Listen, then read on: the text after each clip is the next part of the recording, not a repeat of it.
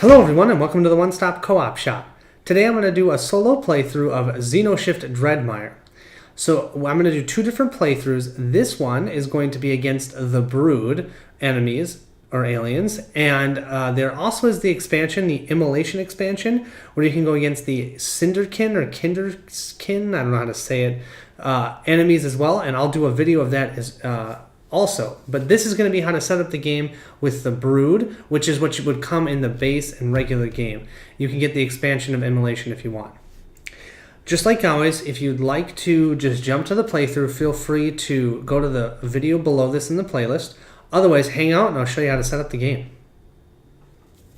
So the first thing that you'll want to do is pick out your barracks. So I think technically you can play this game with one board, so just one division, so to speak, but generally two is the best, at least, because then you can play off of each other's abilities. You have more things going on. So I'm doing a two-player solo playthrough, and they do suggest randomly choosing. So here's the pile. I'm just going to pick them up and randomly choose them.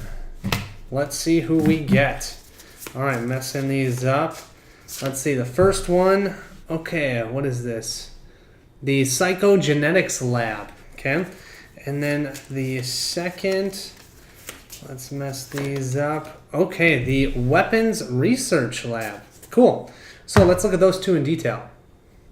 So if you guys know the game The Onslaught, the first game of the Xenoshyft, you might remember that there was 3 different abilities that you would get, and you would get these abilities as you leveled or went through the different waves of enemies. That's not the case anymore. You have all of your abilities, so to speak, are available immediately.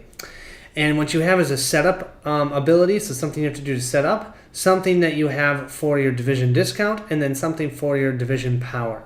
So for the weapons research, we're going to have to generate one random weapon card that costs 3 or less, and then we'll add 2 of those cards into our deck.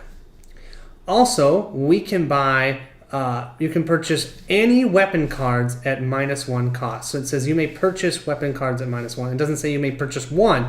It's any of them, which is great.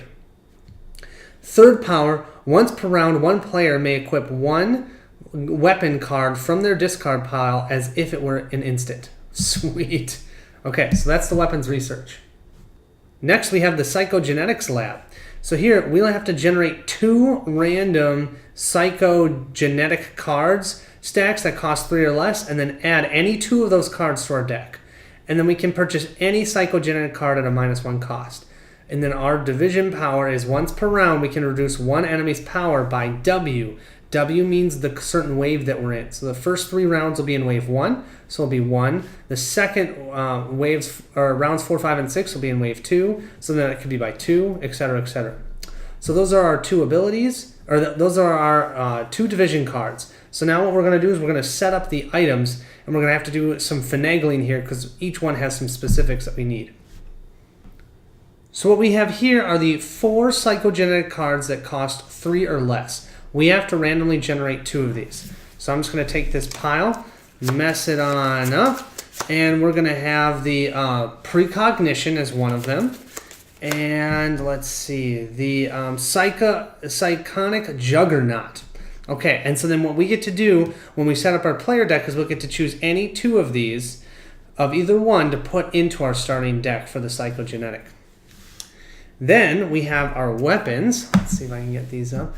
All of our weapons, which are level 3 or less, and we're going to grab one of these and make one of these be a starting item because of the weapons research or the weapons division. Let's see, we're going to have the Stalker Blade. Ooh, that looks cool. So we'll put 2 of those into the weapons division's starting deck. The rest of the items, so we have chosen 3. We get a 9 to start with, so I'm just going to randomly choose from this pile the next 6, right? Because, yeah, I've done 3. So we've got, let's see if you can see it, the ATN Camo Skin, and the MK2 Vulcan Gatling Gun, the GHM Icon Blaster Armor, the Arcane Rescue Drone, the KSA Hercules armor, lots of armor here, and I think one more, Oh, another armor. HPS Vanguard armor. 1, 2, 3, 4, 5. Perfect. So I've got 6 plus the 3 that we had chosen before. So now I'm going to set up the items. I'm just going to show you how that looks, and we'll go from there. So here we have the 9 items that are going to be available to us. Since I am using the Kickstarter version, there are 6 of each type of card except for the psychogenetic cards because they're an expansion. And that's because there's a legendary card in each one of those. So when you buy, after you buy a couple, underneath it there might be this cool different colored one. You'll see it if we get there. But so what I'm going to do is, for the weapons specialist, he gets to grab 2 of the blade, stalker blades. And that's going to go into his starter deck. And then for the psychogenetics lab, he's going to grab 2 of the precognition because that cancels reveal abilities, which is awesome. So that's how you set up the items. Over here we have all of the troops. Now what's going to happen is, in the first 3 rounds of Wave 1, only the Ranger is going to be available to us. After we move to round 4, which is going to move into Wave 2, we then have these 3 unlocked for us. Then if we've survived to round 7, and surviving is key, we can then unlock these troops and we can buy them. And these are the costs up there. And then this is our Xenoxanthem, which is what we use to purchase cards during the purchase phase.